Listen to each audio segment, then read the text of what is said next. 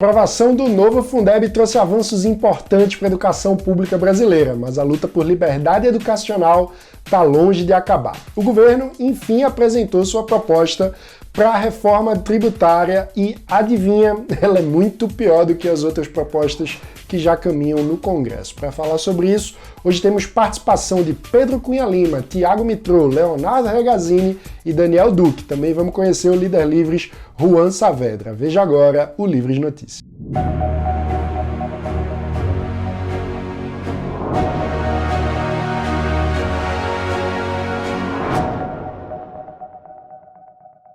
O novo Fundeb foi aprovado ontem na Câmara por 499 votos a favor e apenas 7 contrários. A nova lei traz muitos avanços importantes para a educação brasileira, apesar de também ter mantido alguns problemas, como a gente destacou aqui ontem. Política é assim, a arte do possível. Então vamos resumir. O que é que representa esse novo Fundeb? Antes de mais nada, a garantia de que a educação básica não vai entrar em colapso, porque é isso que aconteceria caso não tivesse uma renovação do Fundeb, porque a lei original previa a extinção dos fundos que mantêm a educação em dezembro desse ano. Quais são os avanços? O novo texto aumenta a participação da União no financiamento da educação básica. Como a gente sabe, a União é a esfera que mais arrecada impostos. Num país em que a gente sempre reclamou da desproporção do benefício para a educação superior em relação à educação básica, isso significa diminuir essa desproporção, com mais prioridade para a educação básica.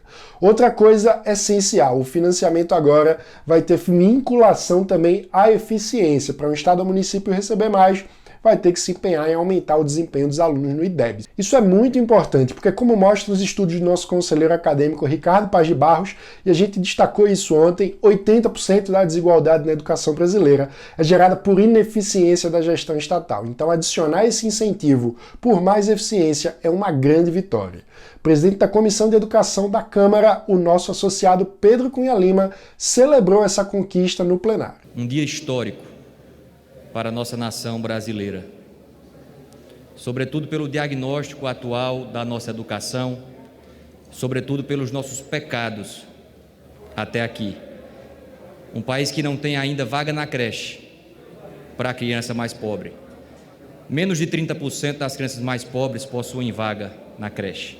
E aqui um coração todo preenchido pela defesa da causa da educação infantil e pela caminhada que tenho até aqui em defesa da primeira infância. Um Brasil que ainda não conseguiu valorizar o professor, remunerar bem o professor, avaliar o professor, formar o professor, levar o direito à aprendizagem à sala de aula. E, finalmente, a gente consegue dar um passo em direção àquilo que é o óbvio. O governo federal, a União, concentra a maior fatia do bolo tributário. É uma aberração que não haja uma aproximação maior da educação básica, do início dessa formação. O nosso país, infelizmente, ainda se depende da sorte social para se aprender a ler. Esse é o diagnóstico educacional brasileiro. Que esse seja um primeiro passo, que a gente possa acordar, que a gente possa refletir. Por que a gente vive um momento tão duro? A todos os professores que entram em sala de aula, em um país que não consegue desenhar um ambiente favorável para a aprendizagem. São guerreiros. Vamos acabar com essa mania de achar que professor é vilão. Vamos cobrar sim, tem que cobrar resultado. Tem que proteger o direito à aprendizagem do aluno, sim. Mas tem que envolver aquele ser humano, aquele indivíduo que entra em uma sala de aula, muitas vezes em uma comunidade, muitas vezes dominado pelo tráfico, muitas vezes colocando a sua vida e a sua integridade em risco, integridade física em risco, porque o Brasil ainda não conseguiu abraçar com prioridade o ambiente educacional. Que a gente possa tirar a educação dessa disputa ideológica acirrada de narrativas, de disputa político-partidária, que precisa sair dessa polarização dos extremos para falar do que importa, que a gente possa dar a sequência dos passos, que a gente possa avançar, entender que a luta pela educação não termina aqui. Talvez a gente comece um novo ciclo, mas a gente precisa continuar nesse trabalho em defesa do direito à aprendizagem. Como disse o deputado Pedro, foi uma grande vitória, mas a luta continua agora com um novo ciclo e a grande causa é a mesma: levar liberdade de fato para quem mais precisa. E a educação é um instrumento essencial para isso. O grande educador liberal Anísio Teixeira dizia que só existirá uma democracia plena no Brasil no dia em que se montar no país a máquina que prepara as pessoas para a democracia. Essa máquina é a escola pública. E escola pública não é necessariamente sinônimo de escola estatal. Como também escreveu Anísio, na parte em que o Estado assume funções que não lhe são privativas, a democracia recomenda um pluralismo institucional que impeça toda centralização perniciosa. Esse foi um ponto que nós tentamos melhorar o projeto, mas infelizmente não foi possível. Mas vamos ver um pouco da atuação de outro associado do Livres que luta incansavelmente por essa bandeira, o deputado Tiago Mitro. Quando você vincula despesas, você está dizendo que obrigatoriamente 10, 15, 40, 70% das necessidades de determinado gestor tem que ir para determinado tipo de despesa.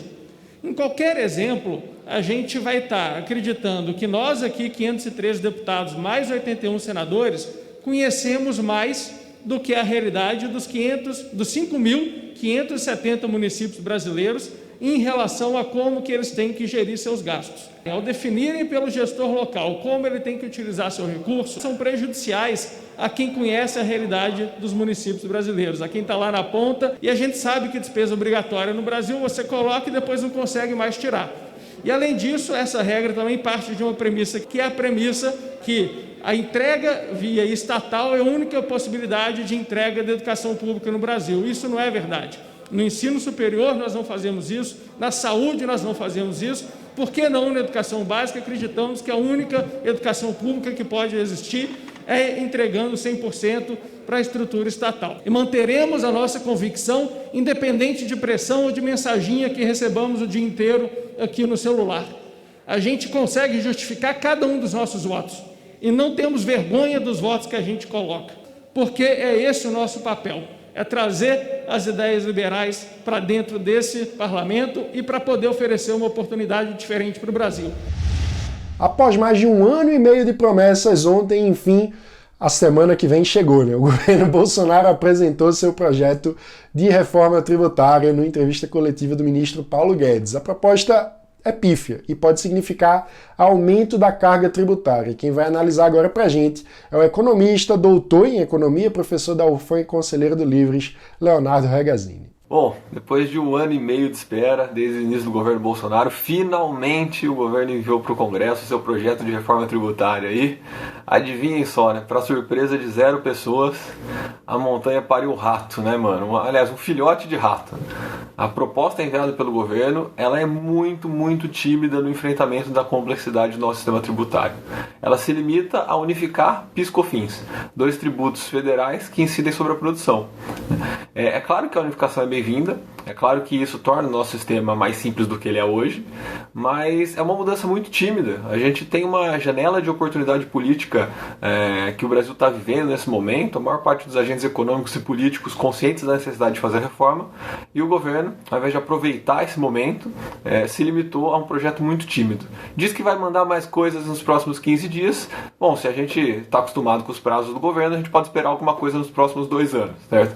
Além da proposta ser muito tímida em termos de melhorar a complexidade, de simplificar o nosso sistema tributário, ela traz nela 2 elementos que são muito negativos. Acho que a gente conversou há 2 semanas, eu falei que o sistema tributário brasileiro tem 3 problemas principais.